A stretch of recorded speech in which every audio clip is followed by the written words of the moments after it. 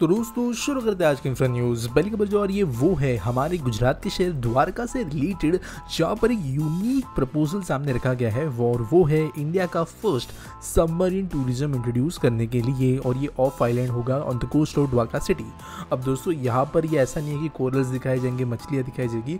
अगर आप लोग द्वारका के बारे में जानते हो तो हमारे रीजन के अंदर एक बहुत इंपॉर्टेंट सिग्निफिकेंस इसका है, जहाँ पर समुद्र के अंदर काफ़ी ज़्यादा ऐसी चीज़ें हैं जो सबमर्ज हो गई थी हज़ारों साल पहले, और माना जाता है कि एक सबमर्ज सिटी यहाँ पर है जो कि कृष्ण भगवान ने खुद बनाई थी। तो इसकी वजह से कई चीजें ऐसी है समुद्र के अंदर दिखाने लायक। तो ये जो सबमरीन होगी ये दिवाली 2024 के पहले ऑपरेशनलाइज की जाएगी।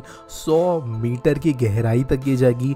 ऐसी सबमरीन होंगी जहाँ से व्यूज काफी ज्यादा अच्छे से विजिबल होंगे और इसके कारण जो है कई चीजें दिखाई जा सकेगी। तो ये अपने आप में यूनिक और बड़ी बात है। अगली खबर दोस्तों आ रही है मुंबई के मेट्रो लाइन 3 से रिलेटेड, जहाँ पर ऐसी खबर आई है कि जो REBKC मेट्रो सिस्टम है वो अप्रैल तक ऑपरेशनलाइज हो जाएगी अपने पहले स्टेज के अंदर। तो REBKC ऑब्वियसली पहला स्टेज है, पूरी मेट्रो वैसे कोलाबा तक जाती है। 10 स्टेशन यहाँ पे चलेंगे, 9 ट्रेन यहाँ पे यूज की जाएगी इनिशियल सर्विस में। 260 राउंड ट्रिप्स होंगे और सुबह 6 AM से 11 AM तक ये मेट्रो लाइन ऑपरेशन होगी। तो ऑब्वियसली काफ़ी ज़्यादा एंड वाले जो डिटेल्स होते हैं वो अब सामने आना शुरू हो गए हैं। ऑब्वियसली उम्मीद है कि जल्द से जल्द जो पूरा स्ट्रेच है वो सितंबर या अक्टूबर तक कंप्लीट कर लिया जाएगा अगले साल। और अभी भी करेंटली अगर हम देखें तो क्यों जो मेट्रो लाइन दिसंबर में खुलनी चाहिए थी वो खुल नहीं पाई, तो RA कारशेड जो काफ़ी डिले हुआ था, इनफैक्ट 2 साल से डिले हुआ था, उसमें ही कुछ काम बचे हुए हैं, उसकी वजह से ये कुछ महीनों में अब डिले है। होपफुली जल्दी ये खुल जाएगी, जो मुंबई की चौथी मेट्रो लाइन होगी। अगली खबर दोस्तों आ रही है वो उत्तर प्रदेश से, जो पहला नंबर का स्टेट बन गया है in terms of providing electricity to the consumers. तो दोस्तों महाराष्ट्र स्टेट को सरपास यहाँ पर किया है यूपी ने, और 30,000 मेगावाट की यहाँ पे तैयारी इन्होंने की है अगले समर के लिए। और यहाँ पर जो पीक कंज्यूमिंग आवर्स होते हैं यहाँ पर भी ये सबसे ज़्यादा ऊपर निकल कर आया है। 660 मेगावाट का एक जो यूनिट प्लांट इनका था ओबरा में, उसके भी ट्रायल्स हो गए हैं, जिसके वजह से अभी करेंटली देश के अंदर सबसे ज़्यादा पावर अगर कोई स्टेट अपने लोगों को प्रोवाइड कर सकता है तो वो है उत्तर प्रदेश। इसका मतलब ये नहीं है कि उत्तर प्रदेश के डिमांड्स मीट हो रहे हैं, ऑब्वियसली यहाँ पर और ज़्यादा ज़रूरत है। करेंटली महाराष्ट्र के अंदर 27,996 मेगावाट्स ऑफ इलेक्ट्रिसिटी है। यूपी में कुछ समय पहले तक 28,704 था, लेकिन अब बढ़ के ये 31,178 हो गया है, यानी कि ऑब्वियसली यहाँ पर ज़्यादा मेगावाट्स ऑफ प्रोडक्शन है। अगली खबर दोस्तों आ रही है गुजरात से, जहाँ सेम के द्वारा इनॉग्रेट किया गया है एक न्यू बस पोर्ट भूज डिस्ट्रिक्ट के अंदर। तो ये बॉर्डर ऑफ कच्छ है। 29.21 करोड़ रुपीज़ का ये बस टर्मिनल बनाया गया है पब्लिक प्राइवेट पार्टनरशिप से। ग्राउंड ब्रेकिंग वैसे अटला डेवलपमेंट वर्क की गई यहाँ पे कच्छ के अंदर, जो 266 करोड़ रुपीस के हैं। और साथ से अगर बात करें कॉन्सेप्ट लोगों को दिए गए हैं तो 66 किलोवाट के सबस्टेशंस यहाँ पर दिए गए हैं। कुछ माइनर ब्रिजेस जो गांधीधाम में बनेंगे, road projects, railway station upgradations, Mundra port के पास में बनाया जाने वाले है एक्सपोर्ट सेंटर, ये सब चीज़ों के बारे में बात की गई है। अगली खबर दोस्तों जो आ रही है वो है हमारे डिफेंस प्रोडक्शन से रिलेटेड, जिसने सरपास कर लिया है आंकड़ा 1 लाख करोड़ का। तो यहाँ पर जो है रिकॉर्ड काफ़ी हाई सेट हुआ है। जो पिछला फाइनेंशियल ईयर है यहीं पे 16,000 करोड़ की ग्रोथ हुई है। यहाँ पे वैसे दोस्तों ध्यान रखने वाली बात यह है कि जो डिफेंस प्रोडक्शन हमारे देश के अंदर है ये फ्यू हंड्रेड्स ऑफ करोड़ में हुआ करता था लेस देन 5 years ago, क्योंकि ज़्यादातर देश के अंदर प्राइवेट प्रोडक्शन होता ही था डिफेंस का पूरी तरीके से। या तो वो ऑर्डिनेंस फैक्ट्रीज देखती थी बहुत ज़्यादा पुराने कंपोनेंट्स बनाने पे, या हम दूसरे देशों से बहुत महंगे आइटम्स खरीदते थे।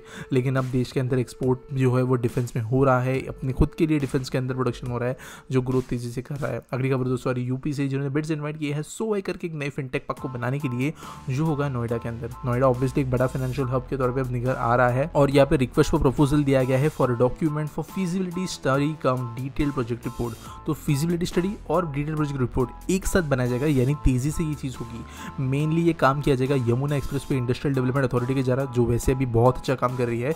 ऑब्वियसली DPR वगैरह बनने के बाद में कुछ डिसीजन होंगे और नोएडा के अंदर एक प्लान फिनटेक पार्क देखने मिलेगा। अगली खबर दोस्तों जो आ रही है वो है टावर सेमीकंडक्टर्स रिलेटेड से, जिन्होंने रीसबमिट किया है अपना प्रपोजल एक नए सेमीकंडक्टर यूनिट को बनाने के लिए, जो 65 नैनोमीटर सेमीकंडक्टर चिप्स और 40 नैनोमीटर सेमीकंडक्टर चिप्स बनाएंगे। वैसे पहले भी एक बार दिया गया था, कुछ टेक्निकल डिफिकल्टीज की वजह से इसको जो है खारिज किया गया था। यहाँ पर अभी कई लोग बोलेंगे कि 65-40 के तो बहुत ज़्यादा ओल्ड सेमीकंडक्टर है ऐसा वैसा, लेकिन एक्जैक्टली ये बात नहीं है। दुनिया के अंदर अगर हम देखें तो जो 2 नैनोमीटर 3 नैनोमीटर 7 नैनोमीटर की प्रोडक्शन है ये बहुत ही कम सेमीकंडक्टर्स में इस्तेमाल होती है। जो ultra high and flagship chips होती है वहाँ पर इस्तेमाल किया जा रहा है। लेकिन सेमीकंडक्टर इंडस्ट्री जो है वो सिर्फ जो प्रोसेसर्स वगैरह है वहाँ पे सीमित नहीं होती, छोटे से छोटे स्विच बोर्ड से लेके बटन से लेके गाड़ी के अंदर यूज़ होने वाले पार्ट से लेकर नॉर्मल इलेक्ट्रॉनिक्स के अंदर भी सेमीकंडक्टर्स यूज़ होते हैं। और इसकी वजह से ये जो हाई नैनोमीटर वाले हैं वो भी बड़े लेवल पे यूज़ होते हैं, बहुत बड़ी इंडस्ट्री ये है, तो इसके अंदर भी काम होगा। अगली खबर दोस्तों आ रही है वो है मालदा डिस्ट्रिक्ट से, जहाँ पर 47 न्यू इंडस्ट्रियल यूनिट्स बनाया जाने वाला है 1100 करोड़ रुपीस के इन्वेस्टमेंट के साथ में, ऐसा कहा गया है, जो 6000 लोगों को जॉब अपॉर्चुनिटीज़ प्रोवाइड करेंगे। तो जो GM है यहाँ पर डिस्ट्रिक्ट इंडस्ट्रियल सेंटर के, उनके द्वारा इन्फॉर्म किया गया। बंगाल के लिए बहुत अच्छी बात होगी। वैसे फर्दर 142 यूनिट्स बनने का प्लान है, लेकिन इस वजह से बंगाल फिर से इंडस्ट्रियलाइजेशन की तरफ बढ़ रहा है। आज के आसपीटी सवाल के बारे में बात करें तो जाडो फर्स्ट पूछते हैं, why is Maharashtra government focusing on Naina? Kalyan Dombivli Bhiwandi and Ulhasnagar area is more well suited for development and also has population and good public facilities. Is it more political move than practical? Also you are a very good YouTuber. Thank you so much अपने appreciation के लिए। अब यहाँ पर बात करते हैं government development plans के हिसाब से। देखो अंबरनाथ, उल्लासनगर, बदलापुर, डोंबिवली, ये स्ट्रेच जो है, अब ज़्यादातर मुंबई के बाहर के लोगों को इतना आइडिया नहीं होगा, लेकिन ये मुंबई के सबर्ब्स है। जैसे बहुत 30-40 साल पहले गुड़गांव वगैरह होते थे, वैसे उस टाइप की ये जगह है। यहाँ पर अब ऑलरेडी इंडस्ट्रियल एक्टिविटी बहुत ज़्यादा है, लेकिन ये सिटीज़ प्लान नहीं है। कभी भी अगर आप कोई पेंटिंग बना रहे हो तो आपके लिए ज़्यादा ईजी होता है कि आप एक ब्लैंक कैनवस से शुरू करो, एक स्लेट से शुरू करो।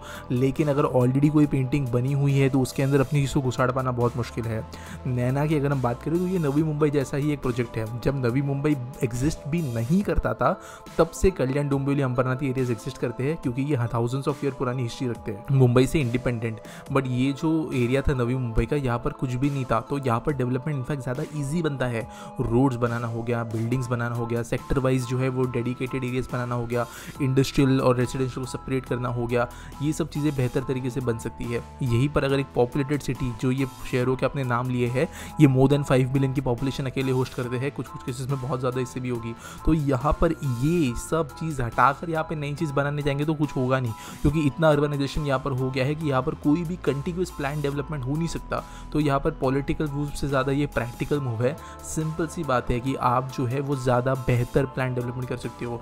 और जो नैना की हम बात करें या थर्ड मुंबई की हम बात करें तो ये कोई छोटा सा IT पार्क नहीं है जो 50-60 एकड़ के अंदर बन जाएगा।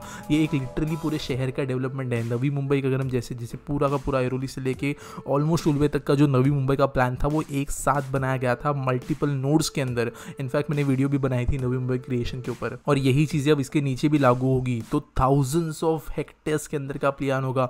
ऑलमोस्ट आप कह सकते हो कि ये अलीबाग वगैरह तक पहुंचने वाली सिटी होगी। तो यहाँ पर जो ऑलरेडी अर्बन एरियाज़ है वहाँ के अंदर बीच में ज़्यादा चीज़ें की नहीं जा सकती।